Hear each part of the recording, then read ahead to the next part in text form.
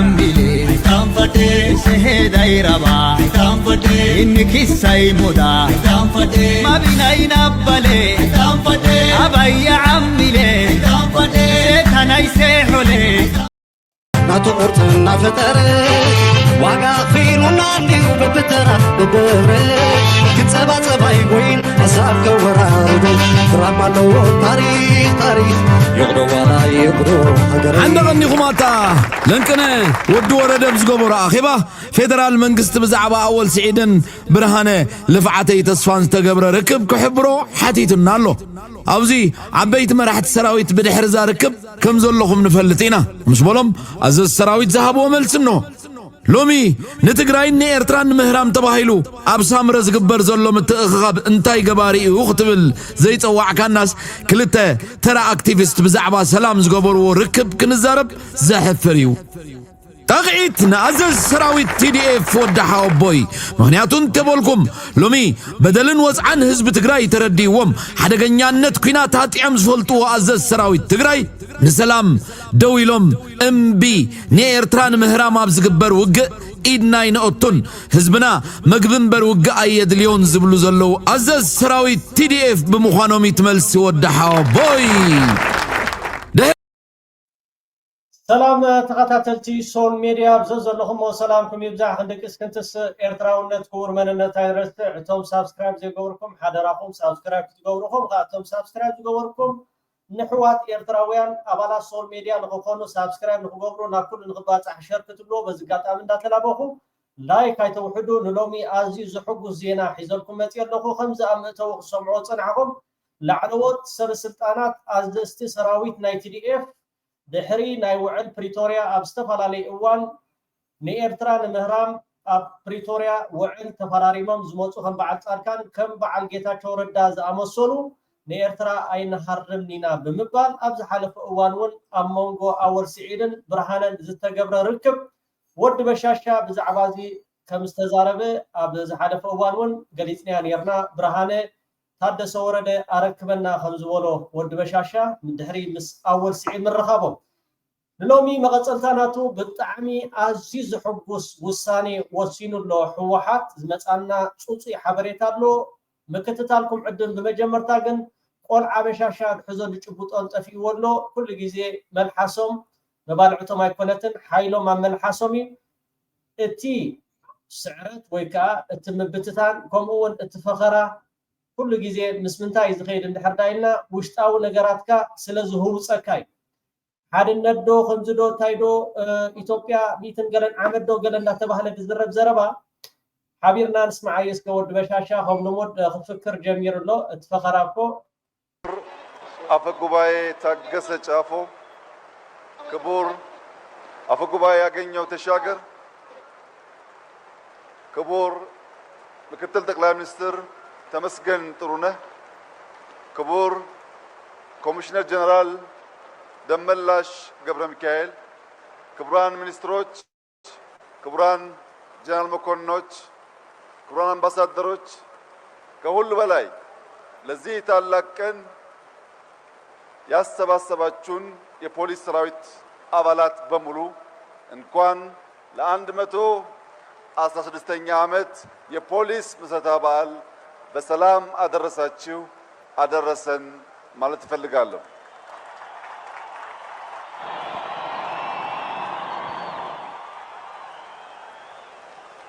የፌደራል ፖሊስ ዘመናዊ ወታደር መሆኑን ለማረጋገጥ ከሰማይ የቀረበልን ዝናብ በዝናብ እንደማንበገር በፀሐይ እንደማንበገር በአስቸጋሪ ሁኔታ ውስጥ ሁሉ አልፈን የሀገራችንን ሰላም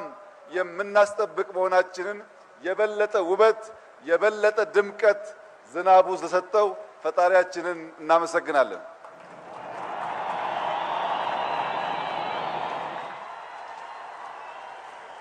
እጅግ የተከበራችሁ የፖሊስ ሰራዊት አባላት በሙሉ 116 ዓመት ማለት ለተቋም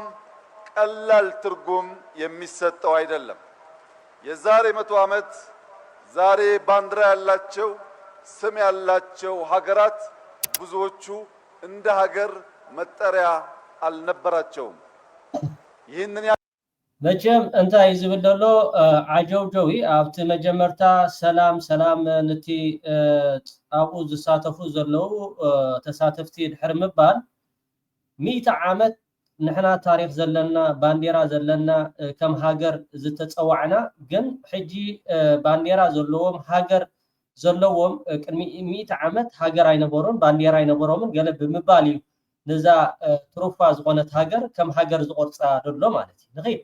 ያክል ዓመት መቆየት የራስ የሆነ ጠቀሜታ ያለው ቢሆንም ቀጣይነት ያለው ሪፎርም ቀጣይነት ያለው ስራ ዘመን የሚዋጅ አቅም መገንባት ካልቻልን ግን ቁጥር ብቻውን በቂ ሊሆን አይችልም። እንተኾነ ግን ዋላ 100 ዓመት እንተገበርና ቁፅሪ ጥራሕ ኣኻሊ ይኮነን እንታይ ደኣ ዝኣክል ውሽጣዊ ነገራትና ክነተዓራሪ ተዘይክኢልና ሓድነትና ከምኡውን እቲ ኣብ ኢትዮጵያ ዘጋጥም ዘሎ ውሽጣዊ ቅልውላው ንዑ ነገራት ክንኣሊ እንድሕር ዳዴ ክኢልና ቁፅሪ ጥራሕ ምቁፃርስ ትርጉም የብሉን ኣፍሪስዎ ኣብቲ መጀመርታ እንታይ ኢሉ ንሕና ከም ሃገር 100 ዓመት ጌርና ሎሚ ባንዴራ ዘለዎን ሃገር ዝኾና ሽዑ ሃገር ኣይነበራን ብምባል እዩ ነቲ ዝተዛረቦ ከዓ ሓንቲ ሰከንድ ከይከደ ኣፍሪስዎ ማለት እዩ ቱቱላ ንኺድ በሀገራችን አንዳንድ ደካማ ሰዎች ይወልዱና በድሉ ይደግ ይላሉ። ተቋም በድሉ አያድግም። ተቋም በስራ ነው የሚያድገው። ተቋም በስልጠና ተቋም በቴክኖሎጂ ነው የሚያድገው። ባለፉት ጥቂት ዓመታት በኢትዮጵያ ተቋም ግንባታ ውስጥ በጥቅሉ የሰላም የደህንነት ጠባቂ ተቋማት ላይ የተሰራው ስራ አመርቂ ቢሆንም አሁን ዓለም ካለበት ሁኔታ አንፃር በቀጣይነት መሰልጠን፣ መታጠቅ፣ መዘጋጀት ከሁሉ ሰራዊት የሚጠበቅ በመሆኑ ዛሬ ባየነው አኩሪ ስራ ሳትዘናጉ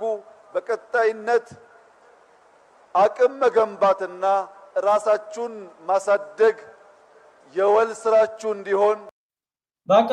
ካሊ የብሎምን ናይ ፊናት ወረኺናት ከምኡ ከዓ ናይ ወተሃደር በቃ ኣኪብካ ከንዚልካ በቃ ክንዓጥቕ ኣለና ክነብል ኣለና ንምንታይ እቲ ዕላማ እንድሕር ዳ ኢልካ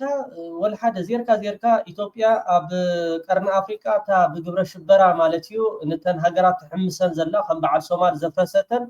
ኢትዮጵያ ከምኡ ናብ ኤርትራ ምትእትታው ዝተፈላለዩ ነገራት ኣብ ጎራባብቲ ተካይድ ሃገር ንምንታይ ማዕረኽ እንደዚ ባጀት ኣብ ሰራዊት ተጥፍ እንድሕር ዳ ኢልና ርዱ ነገር እዩ ዜርካ ከመይ ጌርካ ብዝሒ ሰራዊት ኣሰኒኻ ከምኡ ከዓ እቲ ቴክኖሎጂ ኣሰኒኻ ኣብቲ ጎራባብቲ ናይ ምዕራባውያን ተልእኾ ናይ በዓል ኢማራት ገንዘብ ተጠቂምካ ዳርጋ እቲ ኢትዮጵያ እውን ዘይነፅፍ ህዝቢ ዘለዋ ስለ ዘለዋ ከዓ ቀፃሊ 100 ሚልዮን ሒዝካ ዋላ 10,000 ተሞቱ ዋላ 1 ሚልዮን ተሞቱ 2 ሚልዮን ተሞቱ ንዓኣቶም ወላ ሓደ ንሕና ግን ከም ኤርትራውያን ግን ሓደ ወርቂ እዩ ሓደ ክንዲ ሚልዮን ኢትዮጵያዊ ኤርትራዊ ሓደ ክንዲ ሚልዮን እዩ ለምታይ ኣቦ ናደን ዓዲ ከባቢ ዞባ ከምኡ ከዓ ብዓብዩ ከዓ እቲ ሃገር ከዓ ተሓዝነሉን ተሓተሉን ማለት እዩ ኣብ ኢትዮጵያ ግን ዝሓተሎም የለን ማለት ንኺድ ቀፅል በታላቅ ትህትና ላሳስባችሁ እወዳለሁ። እጅግ የተከበራችሁ የፖሊስ ሰራዊት አባላት ከናንተ የምንጠብቀው የኢትዮጵያን ብሔራዊ ጥቅም የኢትዮጵያን ሰላም የኢትዮጵያን አንድነት በቀጣይነት የማረጋገጥ ስራ ነው። ወኻባኻትኩም ንደልዮ ፖሊስ ናይ ኢትዮጵያ ሓድነት ሰላም ከምኡ ከዓ እቲ ናይ ኢትዮጵያ ነገራት ዘሎ ኣብ ሓደ ንምምፃእ እዩ ሰላም ንኢትዮጵያ ንኸተውሕሱ ኻባኻትኩም ንፅቤ እዚ ተሓደ ማለት እዩ እኛ 130 ሚሊዮን ገደማ የምንቆጠር ህዝቦች ነን። አንድ መሆን ከቻል የግዛት አንድነት እና ብልጽግናን ማረጋገጥ እንችላለን። ወታ በቃ ሕማምያ ቀፃሊ ዳርጋ ከም ፃዕዳ ሽጉርቲ እያ ኣብ ኩልያ ተኣቱ 130 ሚልዮን ባሕር ክደልዩ ከሎ 130 ሚልዮን ይብሉ ረድኤት ክልሙን ከሎ 130 ሚልዮን ይብሉ ከምኡውን ዝኾነ ነገራት ክጀሃሩ ማለት እዩ 130 ሚሊዮን ኩሉ ነገር ባክ እጂ 130 ሚሊዮን ኢና እንድሕርዳ ሓድነትና ወይ ከዓ ከም ሓደ እንድሕርዳ ክንሓስብ ጀሚርና ንዓና ዝኽእለና የለን እዮም ዝብሉ ደለው ወሓደ ንኸይትመፁ ግን ንሕና እውን ኣበርቲዕና ክንሰርሕ ኢና ለምንታይ እቲ ሓደ ወይ ነፍስኻትኩም ኣብ ትሕይሉሉ እዋን ነቲ ጎረባብቲ ኣብ ምርባሽ ኣብ ምሕማስ ረድኤት ብምቕባል ዝበፅበፅኩሞ ነቲ ቦታ ስለ ዝኾነ እዚ ንኸይጥራሕ የጠላቶቻችን ፍላጎት እኛን መበተንና መለየት ነው የኛ ዓላማ መሆን ያለ ኣየነይቲ ሃገር ያ ሕጂ ንኢትዮጵያ ክትባታትኖም ንኢትዮጵያ ክትወሮም ንኢትዮጵያ ኩናት ክትገብረሎም ተሓስብ ከምዚ ሓባል በልያ ከይትቅድመኪ ንዓና ፀላእትና ንኽባታትኑና ፀላእትና ኩሉ ግዜ ንዓና ፋሕፋሕ ንኸብሉና እዮም ዝፅዕሩ እዚ ግን ያለበት ብሔራዊ ፍላጎቶቻችንን አንጥረን ማወቅ ሰላማችንን መጠበቅ ተባብረን መትጋት ከወንድም ጎረቤት ህዝቦች ጋር በጋራ መስራት ሲሆን ከዚያ የሚያልፍ ነገር ደግሞ ኣብዚ ናይ ፖሊስ ክትመረቕ እንድሕርዳ መፂኻ ብዛዕባ ፖሊስ ተዛሪብካ ትውድእ ፖሊስ ናይ ውሽጣዊ ናይቲ ክልላት ወይ ከዓ ናይቲ ከባቢ ዘለዎ ናይቲ ሃገር ናይ ፀጥታ ዝሕውሕዝ ዳ እምበር ፖሊስ ብዛዕባ ጎረቤት ሃገር ኣይምልከቶ ብዛዕባ ገለ ይምልከቶ ማለት እዩ ብዛዕባ ጎረቤት ዝምልከቶ እቲ ኣብ ዶባት ናይቲ ፌደራል ሰራዊት ብዛዕባ እቲ ፖሊስ ግን ከምዚ ዓይነት ዘረባ እውን ክትዛረባ ይግባእ ነይሩ ማለት እዩ ግን እንታይ እዩ ዜርካ እቲ ናይ ኢትዮጵያ ንሕና ምስ ጎረባብትና ሰላም ኢና እንደሊ ካብዋ ሓሊፍካ ግን ዝኾነ ነገራት ዝግበር እንድሕር ዳ ሃልዩ ኮይኑ ልክዕ ከም ኣቦታትና ሰዓርቲ ኢና ከም ኣቦታትና ከዓ ጀጋኑ ኢና ገለ እዩ ዝብል ደሎ ብጣዕሚ ከየገረመ ይተረፍ አንጥረን ማወቅ ሰላማችንን መጠበቅ ተባብረን መትጋት ከወንድም ጎረቤት ህዝቦች ጋር በጋራ መስራት ሲሆን ከዚያ የሚያልፍ ነገር ደግሞ ካለ እንደ አባቶቻችን በአርበኝነት ስሜት የኢትዮጵያን አንድነትና ብሔራዊ ጥቅም ማስከበር የሁል ጊዜ ስራችን መሆኑን እንድታስታውሱ አደራ ማለት እፈልጋለሁ። ኢትዮጵያ ለዘላለም በልጆቿ ጥረት ታፍራና ተከብራ ትኖራለች። አንድነቷ ይጠበቃል፣ ሰላሟ ይጠበቃል፣ ብልጽግናዋ ይረጋገጣል። የኢትዮጵያን ሰላም አንድነት የማይሹ በተለመደው መንገድ በክንዳችን ይፈርሳሉ። እኛ ጸንተን እንኖራለን። አመሰግናለሁ። ኣብዚ ስእሊ ትሪእዎ ከም ዘለኹም ማለት እዩ ሰራዊት ደቡብ ሱዳን ዶብ ጥሒሱ ናብ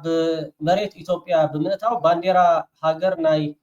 ደቡብ ሱዳን ተኺሉ ኣሎ ከም ትሪእዎ ዘለኹም ኣብ መንጎ ደቡብ ሱዳንን ኢትዮጵያን ፈኸም ክብል ዝፀንሐ ደባዊ ምስሓብ ናብ ግጭት ብምምዕባል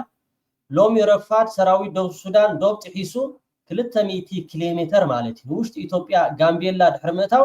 ባንዴራ ናይ ኢትዮጵያ ደርቢዩ ባንዴራ ናይ ደቡብ ሱዳን ከም ትሪእዎ ዘለኹም ተኺልዋ ኣሎ ማለት እዩ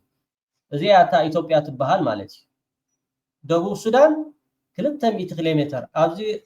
ሪፖርተር ዘውፅኦ ሓበሬታ ኣሎ ናብኡ ከብሎ ኣብ ሪፖርተር ዝበሃል ዝሕተም ጋዜጣ ናይ ኢትዮጵያ ወፂ ከም ዘሎ ኣብ ጎግል ወይ ከዓ ኣብ ዝተፈላለየ ዜናታት ከም ዝዝርጋሕ ዘሎ ክትረኽቦ ትኽእሉ ኢኹም ዋላ ኣትኹም እውን ነቲ ሙሉእ ትሕዝትኡ ከተንብቦ ትኽእሉ ኢኹም ሰራዊት ደቡብ ሱዳን 200 ኪሎ ሜትር ናብ ውሽጢ ኢትዮጵያ ብምእታው ባንዴራ ናይ ኢትዮጵያ ደርቢ ባንዴራ ናይ ደቡብ ሱዳን ኣብ ይብፅሓኒ ኩሉ ግዜ ኢትዮጵያ ማዕረ ክንደይ ንደቡብ ሱዳን ከዓ ኣራኻኺባትሎ ንሶማልያ ከምኡ ንጅቡቲ ከምኡ ንኤርትራ ከምኡ ንኬንያ ከምኡ ስለዚ እዛ ሃገር እዚኣ ብግብረ ሽበራ እትፍለጥ ሃገር ንደቡብ ሱዳን ክትዓግት ዘይከኣለት ንደቡብ ሱዳን ክትከላኸል ዘይከኣለት እሞ ከዓ ንኤርትራ ባሕሪ ተበሉ ኣብኣ ሰጢሞም ክተርፉ ተዘይኮይኖም ዘምፅዎ ነገር የለን ማለት እዩ ንኺድ ንቐፅል ቀይ ባህርም የእናንተ ብቻ አይደለም ሁላችንም እንጠቀማለን አንዱ ሰጪ አንዱ ነሽ አይደለም አንዱ ፈታሽ አንዱ ተፈታሽ አንዱ ከፋይ አንዱ አስከፋይ አይደለም ገመናችን ተገልጦ በአደባባይ ምናስገባው ምናስወጣው እየተቆጠረ ሪፖርት የተደረገ አይደለም ምንፈልገው ራሳችን የምናዘው የነበረን በኔ እድሜ ነበረ ያስተዳደር ነው የተደራደር ነው ወጌና ክትዓብዱ ይኹም ማለት ቀይ ባህሪ ነቶም ኤርትራውያን ዳእምበር ንዓኻትኩም አይምልከትኒ ብድሕሪ ሕጂ እውን ኣማዓዲኹም ናብ ኤርትራ ንኸይትጥምቱ እውን ጽቡቅ ጌርና ወዲእና ኢና ዳን ናብ ሃገርና መጪኹም እንታይ ከም ትገብሩ እውን ስለዘይንፈልጥ ስለዘይንኣምነኩም ብድሕሪ ሕጂ ምሳኻትኩም ዝኾነ ነገር ዲል ዝበሃል ነገር የለን ከም በዓል ዱባይ ከም በዓል ሲንጋፖር ጌርካ ከም በዓል ሮተርዳም ወደባትካ ከምኡ ጌርካ ዓለም ለኻው ዳእምበር ንኢትዮጵያ ኢልካ ወደብ ምኽፋት ከምኡውን ምባል የለን ንትግራይ ንኣምሓራ ገለ ክትጥቀሙሉ ፀገም ዝበሃል ነገር የለን ንኢትዮጵያ ኢልካ ግን ካብ 4 ኪሎ ዝፍረም ወላ ሓደ ኣይነደልየን ኢና ሕጂ እንታይ ዝብል ዘሎ እዚ ከም ትሰምዕዎ ዘለኹም በቃ ዓቢዶም እንዲ ፅቡቅ ጌሩ እኮ ኣወል ስዒድ ይዕቢድዎም ንሕና ወደብ ናይ ኤርትራ ክንጥቀም ክንክእል ኣለና ክንጥቀም ተኮይና እውን ክንፍተሽ የብልናን እዩ ዝብል ክንፍተሽ የብልናን ከም ድልያትና ክንእቱ ክንክእል ኣለና ገንዘብና ከፊልና ከም ድልያትና ግን ኣይትፈትሹና ከምዚኣቶም ሰባት እኮ ኣብ ዓለም የለን ሂድ ቀጽል የተነጋገርነው የተዋጋነው ነገር ነው ጎረቤቶቻችን ይሄንን ተረድተው በሰላም ከሰጡ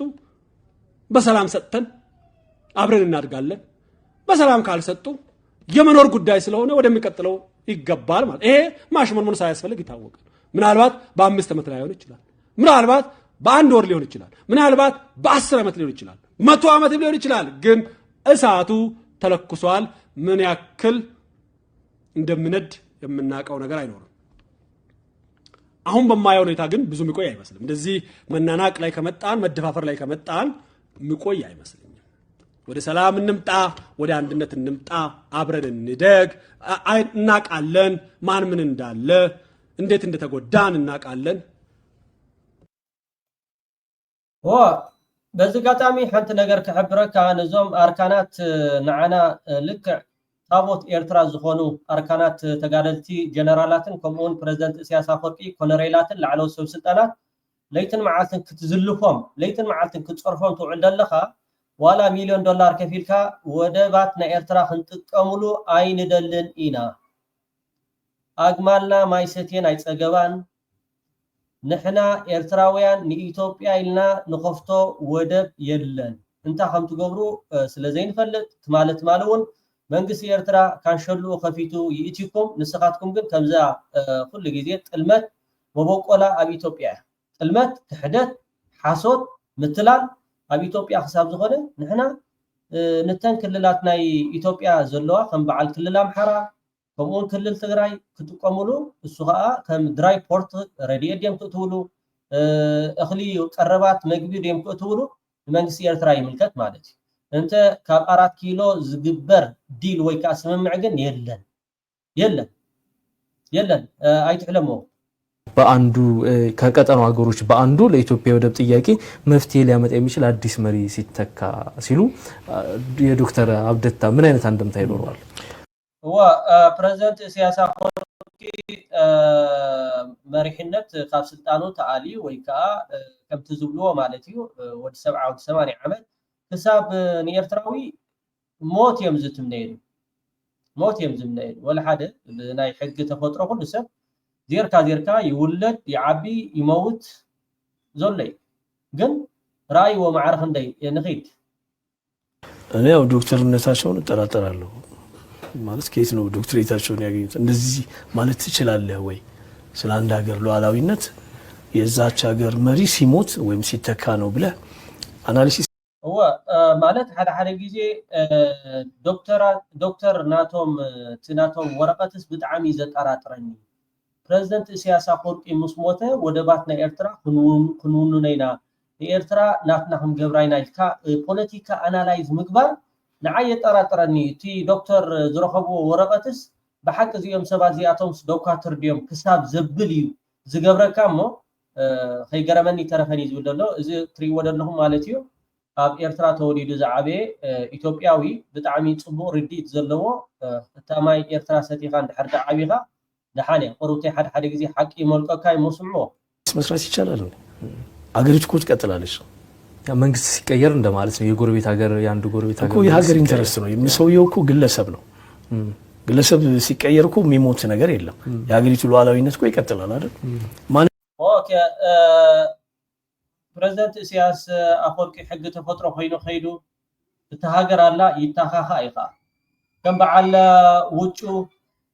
ካልኦት ጀነራላትን ካልኦት ኮሎኔላትን ከም በዓል አልሰይድ አብደላ ካልኦት ከም በዓል አልአሚን ከይዶም እኮ ዝተቀየረ ነገር አሎ የለን። ይታኻኻ ኤርትራዊ ይታኻኻ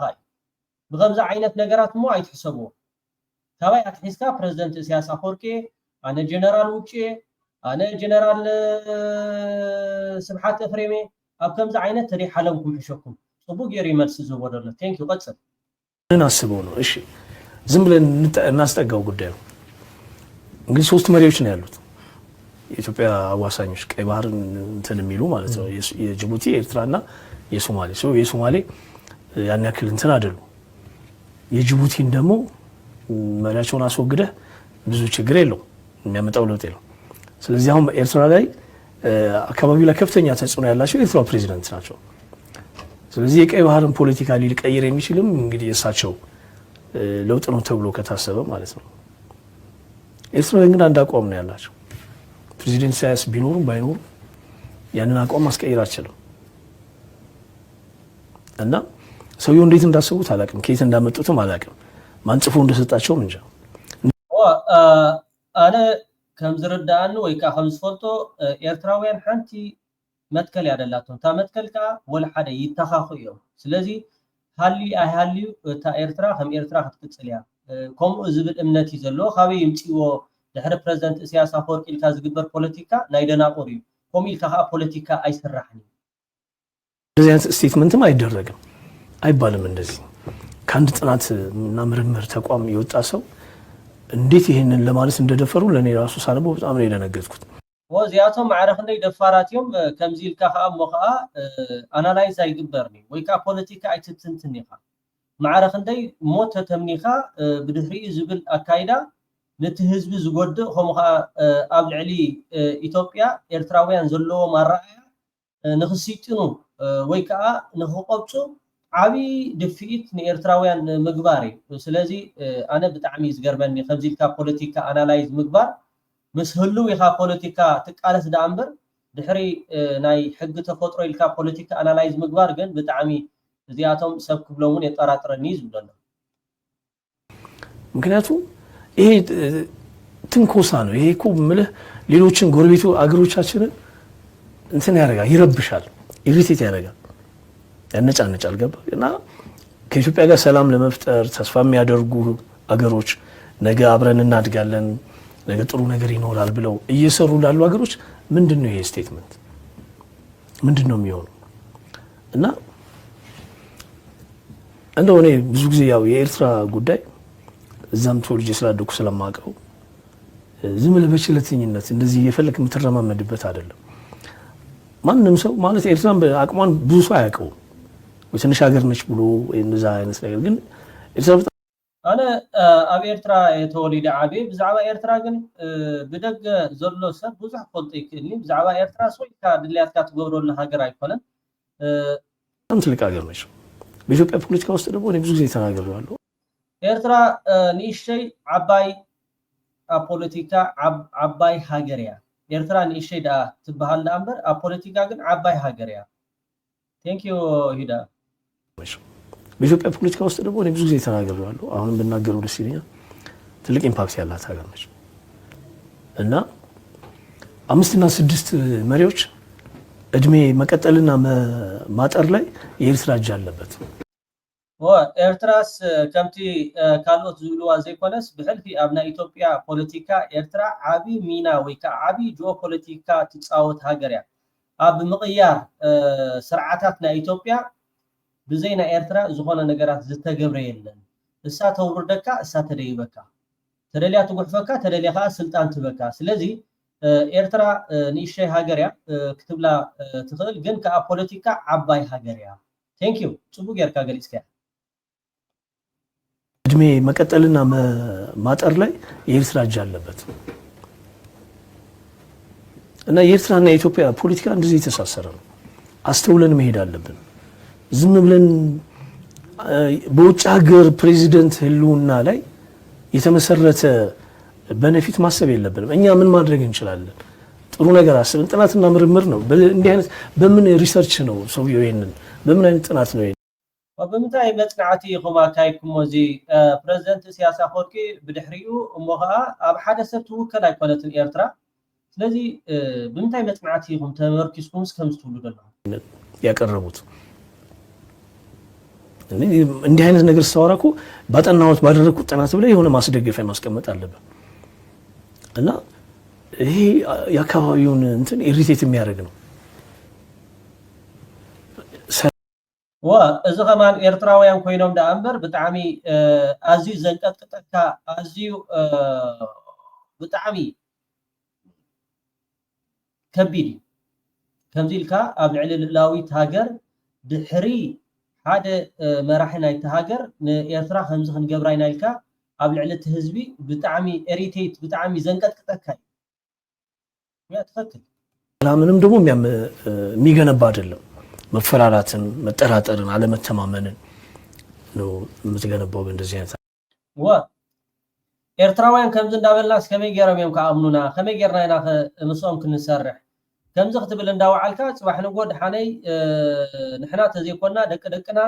ባሕሪ ከምሉስዮም ከምኡውን ድሕሪ ፕሬዝደንት ኢሳያስ አፈወርቂ ኢልና ፖለቲካ አናላይዝ ክንገብር እንዳውዓልናስ ከመይ ገረም የም ኤርትራውያን ምሳና ኮፍ ኢሎም ኣብ ጣውላስ ፖለቲካ ክሰርሑ كما يجرم إن كان هبان زخونة نجاراتس مسانا ديل نخفصهم وعل نخفصهمس خبري كلهم صباح نقول قتلوكم من دابل لين صباح نقول أزنجينا زخونة نجارات قبل عليهم حدا خنور وقوك من دابل كام زخونة نجار خبري كلهم سلزي تجيكا أبي إرتراوين زي أيقونن دلوا تايد تجيكا أبي إثيوبيا وين يدلوا أبتم مغات ماهرنا زولو ناي بوليتيكا فلسفة ولا كانوا بقولهم ورقة علنا زولو سبا ስለዚህ ከፒዲ እትጸገም ኣብ ኤርትራውያን ዘይኮነ ደሎ ኤርትራውያን ጽቡቅ ገረ ፈልጦሜ ኤርትራውያን ካ ከይተንከፍካዮም ወይ ካ ዝኮነ ነገራት ከገበርካዮም ዝቁጥዑ ወይ ካ ዝኮነ ነገራት ዝገብሩ ህብረተሰብ አይኮኑ እትጸገም ኣብ ኢትዮጵያ ይዘሎ አካይድና እንደ አይነት ዝሙሉ ኃላፊነት የጎደለው ልቅ አገላለጽ ጠንቅ ነው ለአካባቢው እኛ የሚያስፈልገን 67 ዓመት ተዋጋ ነው ወዴት የት ነው ያለ ነው አንተ የሆነ ችግር ቢፈጠር ዘርባቢል አንተ ትንሽ ልጅ ነህ አላገባም ፊውቸሪቲ ያለ አይደል ስደት ታስብ ይሆናል ችግር ቢፈጠር ናይሮቢ ነው የምትገኘው አይደል ወይ ደግሞ ሱዳን ልትሄድ ይችላል ወይ ጅቡቲ ትሄዳለህ እንዳንተ የሚያስቡሩም ብዙ ወጣቶች አሉ ፊውቸሪቲ ለነዚህ ነው የምናስበው አሁንም ግጭት ነው ያሰብን የምንኖረው እንዴት ነው በጦርነት ላይ ሆነ ስለ ጦርነት ስለ ግጭት የሚታሰበው ይሄ በጣም እኮ የሚያሳስብ ነገር ነው እንዴት እንደተባ እንዴት ነው የሚካሄደው እዚህ ከተማ ውስጥ እኛ እኮ ዜጎች ነን እኔ እኮ ልጆቼ ማሳደግ አለብኝ ለቁም ነገር ማብቃት አለብኝ አንተም ፊውቸሪቲ ያለ هو ሱሳ 50 ዓመት 70 ዓመት ምስ ኤርትራውያን ተዋጊና ኢና ወላ ሓደ ዝቀየርና ግን የለን ክንነብር ወን ደሊና ከም ኢትዮጵያውያን ስለዚህ ክንቅይሮ ዘይንኽእል ነገር ስለምንታይና ኣብ ከምዚ ዓይነት ነገራት እሞኻ ኣብ ማእኸል ኢትዮጵያ ኮይንካ نحنت الألاوي تاجر ليتن معلتن كم زعينة بوليتيكا أنالايز كتجبر معال كابتقمو قداتي زبزح سلازي بتتسجم أب إيرتراويان زي كونا دلو أب إثيوبياويان يدلو أتي إثيوبياويان زقود ور زلو أكايدا خا بتعامل عنا خم إثيوبياويان واقع يخفلنا اللو يزولن يندم بزيجا بيجيبيتوكو የሚጠብቀው ነገር አለ ፖለቲከኞቻችንና እነዚህ ኤሊትና የሚሉት ትክክል ባላሰቡ ቁጥር ህዝብ ነው ዋጋ እየከፈለ ይመጣው ህዋት አንድ ፍልስፍና ይዞ መጣ ራሱ ላይ ነው መጨረሻ ላይ ፈነዳው ቦምቡ ይሄ ዋጋ ከፈለ እስቲል አሁንም ንዛዜ ውስጥ አልገባም ንስሐ አልገባም እስካሁን እስከ መቼም እንደዚህ እየተንከባለልን የምንሄደው እና ትንሽ ግራ ያጋባል ብዙ ነገር ብዙ የቤት ስራ አለብን እኮ ድህነት ወለል ላይ ነው ያለነው አሁንም በእርዳታ ሰጪ ኃይሎች የሚጠመዘዝ ፖሊሲ ያለን ሀገር እኮ ነን አሁን ورحنا تتصقم كوين دلو بوليتيكانا إثيوبيا بعلنا زي كنا نقيسو ويكا بعلنا زي كنا نمحدرو بوليتيكانا إثيوبيا بمعرباويان كمون بولو ويكا قبور تباهين لينا نخيد سلازي بعلنا بوليتيكانا تناقصاب زي وننا تتصقم أبانا يزولو بكالوت تنقربا بتهاجرات يكون دلو يزو Thank you አሁን ራሱ አራዝመዋል አይደል የሚሰጡንን እርጥባን እየጠበቀ የሚኖር ህዝብ ይዘ እንደገና ሌላ ግጭት እንዴት ነው በሰላም ማና እንዴት ነው ህዝቡን ዊን አድርገን ኤርትራም ይሁን ጅቡቲም ይሁን እኛ እኮ ብዙ መስጠት የምንችለው ነገር አለ። ኢትዮጵያ እኮ ብዙ አቅም አላት፣ የምትፈልግ ሀገር ነች። እንዴ ያንን አቅምህን ነው መሸጥ ያለብህ፣ ስትሬንግዝህ ላይ ነው መስራት ያለብህ። የሌላውን ዊክነስ የሌላውን ድክመት የሌላውን ውድቀት ጠብቀህ ፖሊሲ የምትቀርጽ ከሆነ ይሄ ሀገር አይደለም። ሌላውን እንዴት አድርጌ የኔ አካል ማድረግ ይችላል፣ እንዴት አድርጌ መመለስ ይችላል፣ እንዴት አድርጌ አብረን ማድረግ እንችላለን። ይሄ የሆነ የ50 ዓመት የ100 ዓመት ስትራቴጂ እኮ ነው መቅረጽ ያለብህ። የሰላምና የልማት ሰስቴናብል ዴቨሎፕመንት ጎል ብለህ እዚህ ጋር ስታወራኩ ኦኬ በመቀጠል ናብቲ አዚ አገዳሲ ዝሕጉዝ ዜና ናብኡ ከብለኩም ብጣዕሚ ደስ ዘብል ከምቲ ኣምእተው ክሰምዖ ፀናሕኹም ማለት እዩ ላዕለዎ ስልጣናት ኣዘዝቲ ሰራዊት ምስ ኤርትራ ድሕሪ ናይ ፕሪቶሪያ ውዕል ማለት እዩ ኣብ ፕሪቶሪያ ውዕል እንታይም ተፈራሪሞም መፅኦም ንኤርትራ ንምህራም ከምኡ ከዓ ንክልል ኣምሓራ ንምህራም እዚ ከዓ ብበዓል ጌታቸው ረዳ ጻድቃን ዝተሃንደሰ ከምኡ ከዓ ብምዕራባውያን እዚ ክኸውን ኣይከኣለን እዚ ነገራት እዚ ከዓ ዝተቃወሞ ከም በዓል ፍትለ ወርቂ መንጀሪኖ ደብረፅዮን ጌታቸው ኣሰፋው ካልኦት ኣመራርሓ ላዕለዎ ሰብ ስልጣናት ናይ ህወሓት ምስ ናይ ኣዘዝቲ ሰራዊት ዘለዎ ነዚ ጉዳይ እዚ ብዕቱብ ማለት እዩ እቲ ኣብ ትግራይ ክኸይድ ፀንሐ ፖለቲካ ከመይ ጌርካ ነቶም ንኤርትራ ክሃርሙ ዘይደልዩ ሰባት ኣብ ምፅላም ከምኡ ከዓ ኣብ ምሲጣን ንዓኣቶም ከመይ ጌርካ ከዓ ንምጥፋእ ዝግበር ዝነበረ ውዲታት ሎሚ በርዒኑ ብጣዕሚ ኣዝዩ ዝሕጉዝ ዜና ልክዕ ከምቶም ኣዘዝቲ ሰራዊት እዞም ትሪእዎም ዘለኹም ከዓ ሕጂ ዝወፁ ዘሎ ሓበሬታ ልሒኹ ማለት እዩ ላዕለዎት ኣመራርሓ ናይ ህወሓት ምስ ኤርትራ ሰላምን ፍቅርን እዩ ዘድልየና ኩናት ወረኩናት ኣየድልየናን ብምባል ከምዚ ትሪእዎ ዘለኹም ማለት እዩ ብዓብላሊ ድምፂ ምስ ኤርትራ ኩናት ወረኩናት ኣየድልየናን እዩ ከምታ ክቡር ፕረዚደንት ሃገር ኤርትራ ዝበለ ኣቶ ኢሳያስ ኣፈወርቂ ዝኣኽለና ህዝቢ ኤርትራ ከም ኤርትራውያን ተማሂርና ኢና ተጋሩ ከዓ ከም ተጋሩ ዝኣኽለና ተማሂርና ኢና ዝሓለፈ ይኣክል ወሕጅ ውሰዶ ሕግን ሕጋውነትን እንድሕር ሃልዩ ኮይኑ ከዓ ይህን እንዳበልና ኣብ ጣውላ ምስ መንግስቲ ኤርትራ ክንፈትሖ ካብኡ ሓሊፍካ ግን ትግራይ መዕንደሪ ናይ ብልፅግና ወይ ከዓ ኩናት ወረኩናት ህዝቢ ትግራይ ክስከም ኣይክእልን እዩ ብዝተኻለና መጠን ምስ መንግስቲ ኤርትራ ይህን ተባሂልና ብሰላምን ብፍቅርን ብወገን ጅቡቲ ዘለው ዓፋር ምስ ጅቡቲ ከም ድልያቶም ይራኸቡ ከምኡውን ብወገን ኬንያ ዘለው ምስ ኬንያ ኢትዮጵያውያን ከም ድልያቶም ይራኸቡ ብወገን ሶማል ዘለውን ከም ድልያቶም ይራኸቡ ብደቡብ ሱዳን ዘለው ከም ድልያቶም ይራኸቡ ብወገን ሱዳን ዘለውን ከም ድልያቶም ይራኸቡ ንሕና ግን ስለምንታይ ኢና ካብዚ ዓይነት ነገራት ወፂና ምስ መንግስቲ ኤርትራ ሰላምን ፍቅርን ጌርና ዘይንነብር ብምባል ብዓብላሊ ድምፂ ከም ትሪእዎም ዘለኹም ብጣዕሚ ደስ ዘብል እሞ እንኳዕ ነዚ ንኽርኢ ወይ ከዓ ንኽንሰምዕ ኣብፅሓና ነዛ በሪ ሰላም ዝዕንቅፍ ዝኾነ ሓይሊ ከዓ ልክዕ ከምቲ ኣብ ኩናት መስዋዕቲ ዝኸፈልና ነዚ ከዓ መስዋዕቲ ክንከፍለሉ ኢና ስለምንታይ ኩናት ይኣክል ኢና ንብል ዘለና ኣብ ዝሓለፈ እዋን ብዙሓት ኣብ ማሕበራዊ ሚድያታት ብምውፃእ እቲ ናይ ኣብይ ኣሕመድ ሽርሒ ብቀጻሊ ክገልጹ ጸኒሖምን ኣለውን ማለት እዩ እስከ ንስማዕ እዮም ጫወት ይፈልጋል ሌላም ጉዳይ አለ አሁን ነገሮች በጣም ግልጽ እየሆኑ ስለመጡ በፊት ገና መጀመሪያ አዲስ አበባ የሄዱ ጊዜ እነ አብይ ቢሮ የሄዱ ለታ ጌታቸው ረዳና ቡድኑ መጀመሪያ ያላቸው ምን እንደሆነ ታውቃለህ መጀመሪያ ገና ሲቀመጡ ያላቸው ነገር አሁን ሁሉን ነገር ተውትና ቀይ ባህር ለማምስመለስ እንዝመት አብረን 250 ሺህ ሰራዊት አለኝ ብሎ ለአሜሪካዎች ሁሉ ላዕለዎት ሰበስልጣናት ናይ ህወሓት ድሕሪት ናይ ውዕል ፕሪቶሪያ ምስ ኣብይ ኣሕመድ ኣብ አዲስ አበባ ኣብ ዝተራኸቡሉ እዋን ባካ ዝሓለፈ ውሕጅ ውሰዶ ከመይ ጌርና ንወደባት ንኤርትራ ብሓንሳብ ኮይና ንምለስ 250 ወተሃደራት ስለ ዘለውኩም ምስ ፌደራል ኮይና ከመይ ጌርና ወደባት ንኤርትራ أتحت قطرنا نأتوان بمبال نأزستي سراويت ناي TDF كم أون نتوم بوليتيكا وأمارارحة تزاريبهم يزبلنا نزيهم حجي انبزولو زلو 250 ሰራዊት አለኝ ብሎ ለአሜሪካዎች ሁሉ ተናግሯል 250 ሰራዊት የሚለው የትግራይን መከላከያ ሰራዊት ነዚህን ይዘን እኮ በቀላሉ ድንበር ማስመለስ እንችላለን የመጀመሪያ ንግግሩ the whole point የፕሪቶሪያን ስምምነት ማስተግበር ሳይሆን ያንን መከላከያ ያንን ሰራዊት ወደ ኢትዮጵያ መከላከያ ሰራዊት አስገብቶ እነሱን ይዞ በኤርትራ ላይ ጦርነት ማድረግና وأذنا يوعل بريتوريا عندها تبهال الزرب زربا كلام فراغي سلازي خمتي أب محاورة ميدياتا الزرب نهزب تقراي معراب تقراي دو دوبوب تقراي دو قلدو كوميتاتا يكون تزاراري بومتكم انتايدا نتقل التميتن حمسان سراويت ناي TDF حسكا مس ناي بلسقنا سراويت جيركا كمي جيركا إيرترا مكوت تصاري إذا توم أزست سراويت ويكا على وسب سلطانات يغتصن أسبني مكرامت سيرا يعني ዛሬ ሄዶ አሰብ ለመዋጋት ሲፈልግ አሁን ያንን አንፈልግም የጦርነት አውድማ መሆን አንፈልግም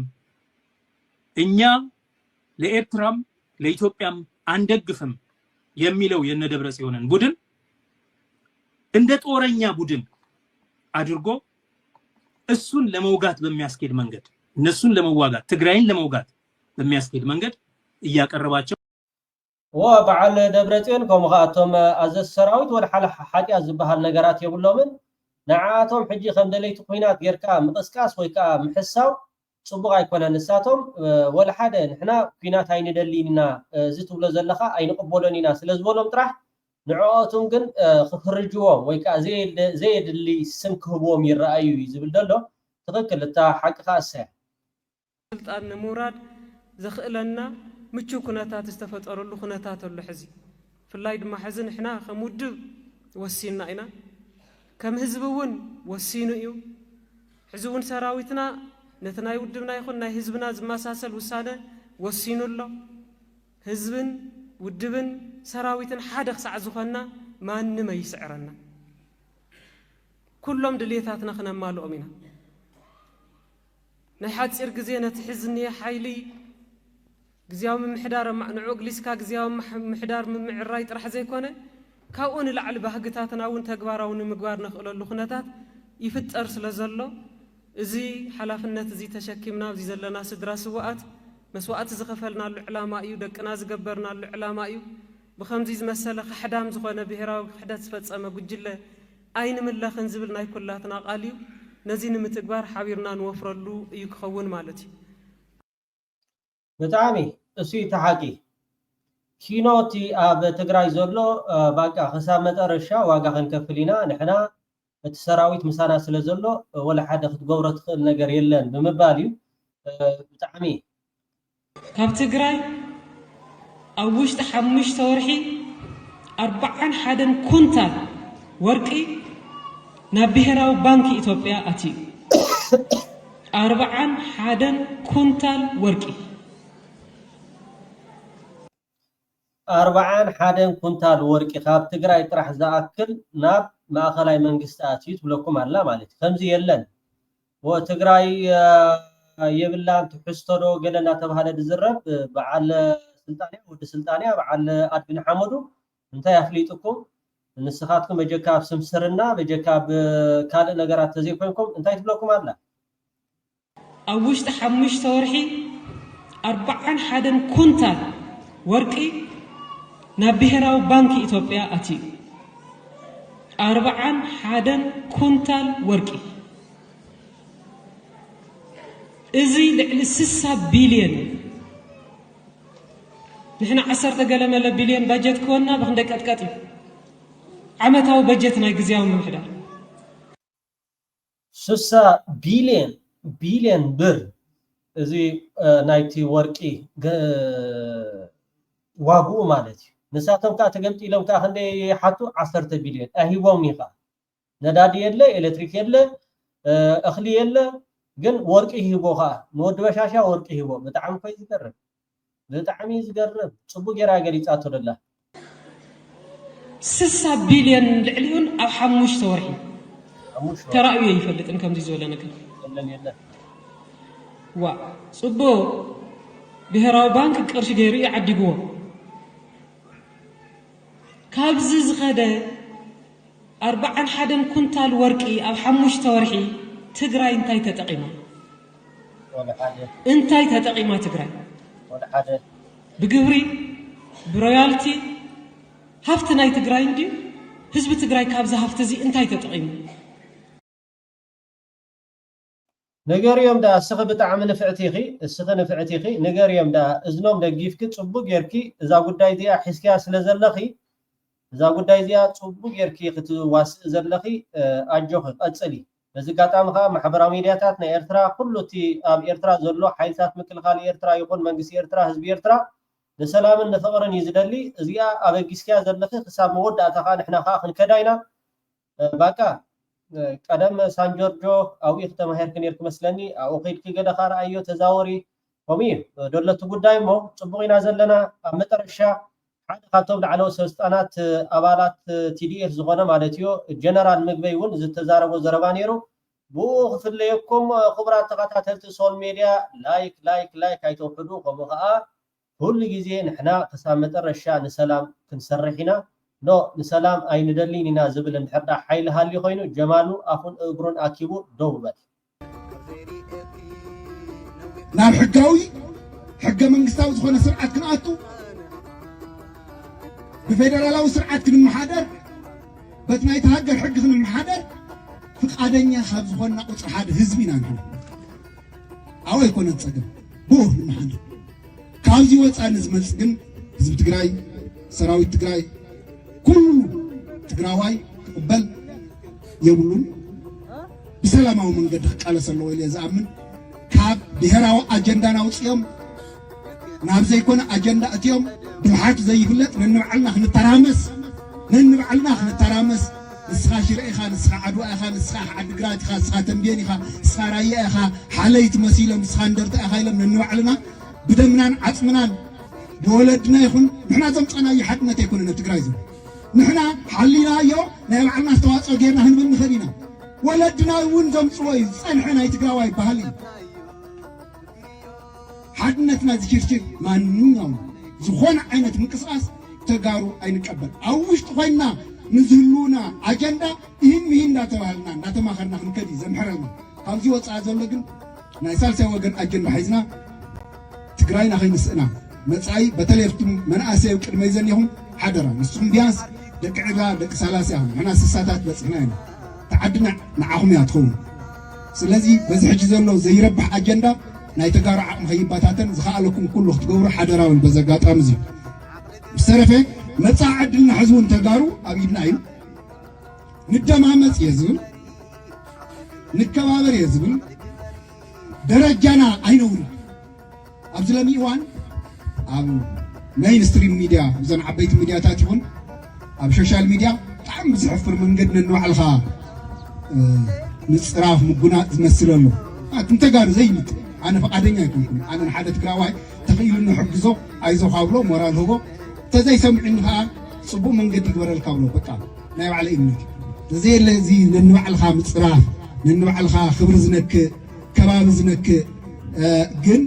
ኣነ ንተጋሩ ይምጥን ዝብል እምነት የብለይ ማለት የውርዶ ማለት ሲ ብጣዕሚ ዓብዪ ደረጃ ዘለና ሕብረተሰብ ኢና ስልጡናት ኢና እዚ ሕጂ ዘሎ ኣብ ሶሻል ሚድያ ናብ ገለገለ ሚድያታት ናይ ምፅራፍ ሓደ ነቲ ሓደ ናይ ምባል ንተጋሩ ይምጥን ደረጃና እዩ ዘሎ እዚ ጉዳይ እዚ በተለይ ሚድያ ዘለኹም ሕዋተይ ስርሕሉ ነውሪ ብባህልና እውን ነውሪ ብሃይማኖትና እውን ነውሪ ብፖለቲካል ባህል እውን ነውሪ እንታይ ይገብረልና ስለዚ ክብሪ ተኸባቢርና ሓሳብ ንላወጥ ናትካ ጌጋ እዩ ናትካ ፅቡቅ እዩ ናትካ መንገዲ ዝሕሸ ምባል ይከኣል እዩ ምውቕቃስ ይከኣል እዩ ንምውቕቃስ ዝኸውን ስርዓት ዘለዎ ቋንቋ ኣለና ትግርኛ ምዕራብ ይኹን ብሰሜን ምስ ኩሎም ህዝብታት ብሰላም ክንነብር ንደሊ ህዝቢ ኢና ይረደልና ምስ ኩሉ ምስ ኣምሓራዩ ምስ ኤርትራዊ ምስ ዓፋሩ ምስ መላእ ናይ ኢትዮጵያ ህዝብታት ምስ ብምዕራብ ምስ ሱዳን ምስ ዝኾነ ህዝቢ ሰላማዊ ህይወት ንደሊ ህዝቢ ኢና ናይ ሰላም ህዝቢ ኢና ተጋሩ ሓቢርና ክንነብር ግን ተኸባቢርካ እዩ መብትና ክብሩልና መብትኩም ክነኽብረልኩም እቲ ተሓጋጊዝና ንንበሬት ጉዳይ